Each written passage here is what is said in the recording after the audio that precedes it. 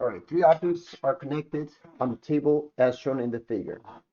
The rough table has a coefficient of kinetic friction of 0.350. So just going to write down the objects. So the mass one is going to be 1 kilograms. The M2 is going to be 2 kilograms. The M3 is going to be 4 kilograms. I like to define it this way. And the coefficient of kinetic that they give to us is 0.350. Let me rewrite this. 0.350. There you go. So it's asking for part A, determine the acceleration of each object. And okay, well, so I'm just going to draw it here.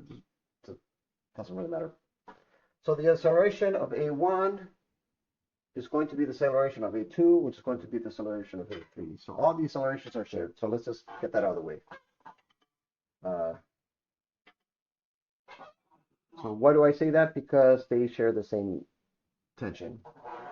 And I would suspect so because if whatever dominant force is, whatever the net force is, whatever direction that value is, as long as it's not zero, that's where it's going to move the whole motion as the whole system. So we don't need to go that far to explain this. So determine the tension of each object. So I'm going to do the forces diagram here. I'm going to do the forces here. I'm going to do M3G. I'm going to say that this is going to be the tension. I'm going to call that T2. I'm going to call this T2, T1. Here you're going to have the force here as M2G.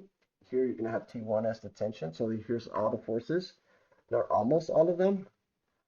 Here you're going to have M1G. You're going to have the normal force. So, and then you're going to have a friction. Now, the friction is going to go the opposite direction that it's moving. So we're going to presume that this thing overcame static friction and it's in motion. And it might be even accelerating. So I'm going to say that the friction force, since this force is greater, the T2 is greater than T1, it's going to be moving in this direction. So there's going to be the friction. And the friction, so really the forces for this object is really just, I'm just going to write them down here. So I'm going to call this direction positive, and I'm going to call this direction negative. So the sum of the forces would just be M3G minus T2 equals M3A. That's one of the forces. The other forces is going to be T2 minus T1 minus the friction force, which is the coefficient times the normal force of the objects, which is M1G, equals M1A. The other forces here is going to be T1 minus M2G. I don't know what they're asking. I don't really care. I just want to get this. I just want to solve for all the variables. Equals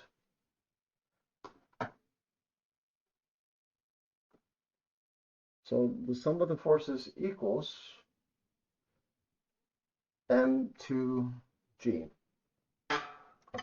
So now our goal here, I don't have enough room, but that's okay. I don't really need that much room. Is we're going to add this up. We're going to say that this is going to be M3G.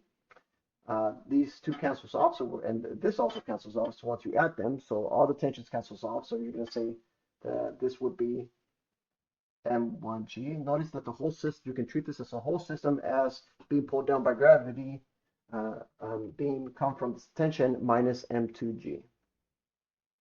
And the acceleration is going to be depending on those values, all those forces from a whole system combined, added to the whole masses as well. So determine and their directions. Well, I guess we're doing still part A then.